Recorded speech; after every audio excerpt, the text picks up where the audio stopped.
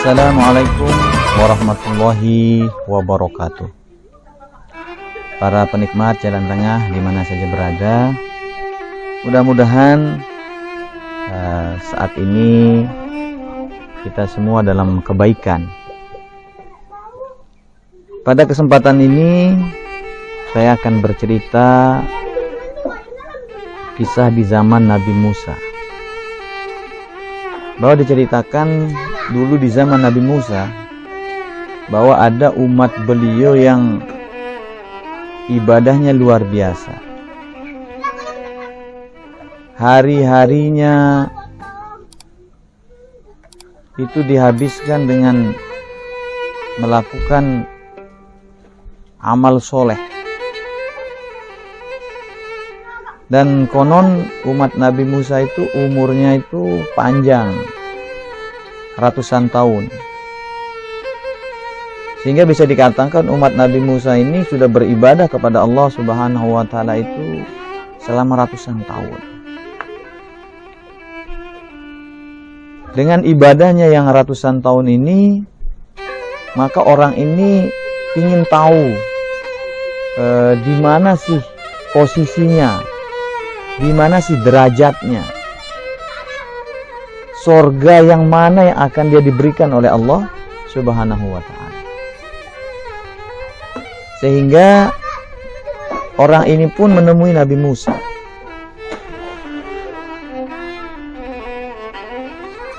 Berkata dia kepada Nabi Musa, "Ya Nabi Allah Musa,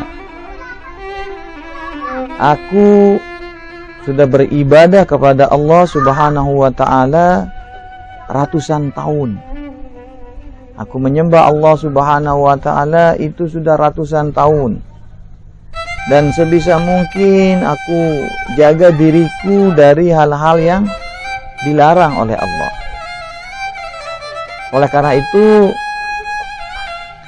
aku ingin engkau menanyakan kepada Allah Subhanahu wa Ta'ala, di mana posisiku? Surga yang seperti apa yang akan diberikan oleh Allah Subhanahu wa Ta'ala kepadaku?" Karena sebagaimana kita maklumi bersama bahwa salah satu mukjizat Nabi Musa itu adalah bisa berdialog dengan Allah Subhanahu wa Ta'ala di dunia. Mendengar permintaan dari umatnya ini, Nabi Musa kaget. Lalu Nabi Musa menasihati umatnya ini,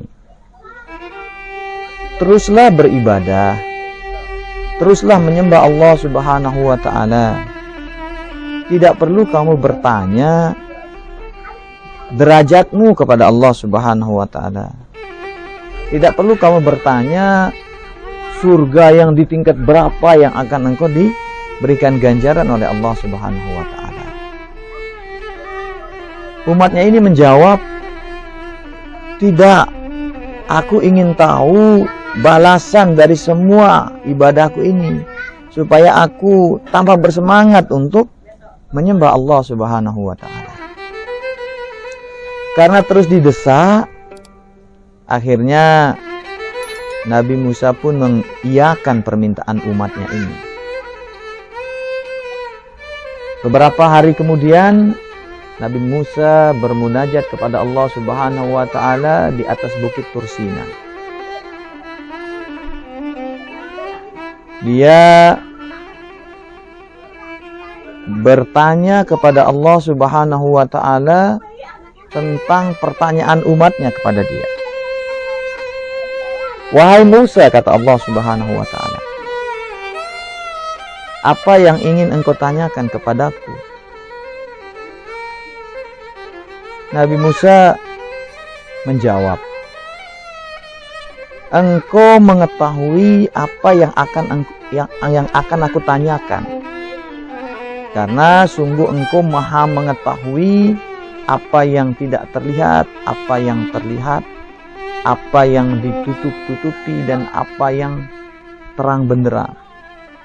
Bahkan sebelum aku bertanya pun engkau akan mengetahui pertanyaanku." Salah satu umatku bertanya, di mana derajatnya, di mana posisinya, Karena dia merasa sudah menyembah engkau, beribadah, berbuat baik, menjaga dirinya dari yang buruk itu sudah ratusan tahun. Dan dia ingin tahu di mana posisinya. Lalu Allah Subhanahu wa taala menjawab, sampaikan kepada umatmu wahai Musa bahwa dia akan kumasukkan ke dalam neraka. Terkejut Nabi Musa, merah mukanya. Bagaimana cara menyampaikan informasi jawaban Allah Subhanahu wa taala kepada dia? Akhirnya Nabi Musa pun pulang ke rumah. Selama berhari-hari dia tidak memanggil umatnya yang ratusan tahun beramal atau beribadah ini. Karena dia bingung seperti apa mau menyampaikan jawaban Allah Subhanahu wa taala. Akhirnya umatnya ini yang datang menemui Nabi Musa. Lalu menanyakan perihal pertanyaannya yang bila hari. Nabi Musa mencoba untuk mengalihkan supaya dia tidak mendesak Nabi Musa memberikan jawaban Allah Subhanahu wa taala. Tapi karena terus-menerus didesak, akhirnya Nabi Musa pun menyampaikan, aku sudah bertanya kepada Allah Subhanahu wa taala posisimu, derajatmu.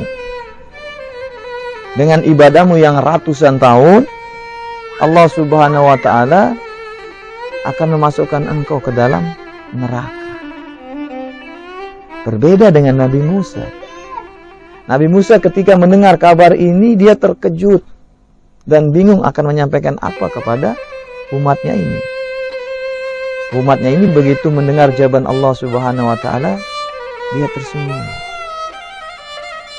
Lalu dia menyampaikan kepada Nabi Musa, jika demikian Nabi Allah Musa, jika Allah memasukkan aku ke dalam neraka, maka mohonkan kepada Allah Subhanahu wa taala, jika nanti aku sudah masuk ke dalam neraka, maka jadikanlah badanku ini membesar sebesar neraka itu. Supaya apa? Supaya tidak ada tempat bagi orang lain untuk bisa berada di dalam neraka ini. Cukup sudah aku yang berada di dalam neraka ini, kata Nabi Allah Musa. Mendengar ucapan umat Nabi Musa ini, langsung turun firman Allah kepada Nabi Musa, wahai Musa, sampaikan kepada umatmu ini, sampaikan kepada hambaku bahwa kelak dia akan aku masukkan ke dalam surga yang tertinggi. Ternyata yang membuat umat Nabi Musa ini diberikan ganjaran surga yang luar biasa itu tidak semata-mata karena ibadahnya yang ratusan tahun, tetapi karena kebaikan hatinya, rela menderita bagi orang lain, rela berkorban bagi orang lain. Hati yang seperti itulah yang dinilai oleh Allah Subhanahu wa taala sehingga dia diganjar dengan surga yang terbaik. Sehingga mudah-mudahan kita selain terus memperbaiki ibadah kita kepada Allah Subhanahu wa taala, kita juga perbaiki niat dan hati kita. Subhanakallahumma wa bihamdika, asyhadu an la ilaha illa anta, astaghfiruka wa atubu ilaik. Hadanallahu wa iyyakum ila sabilil wal muwaffiq aqwamit thoriq. Assalamualaikum warahmatullahi wabarakatuh.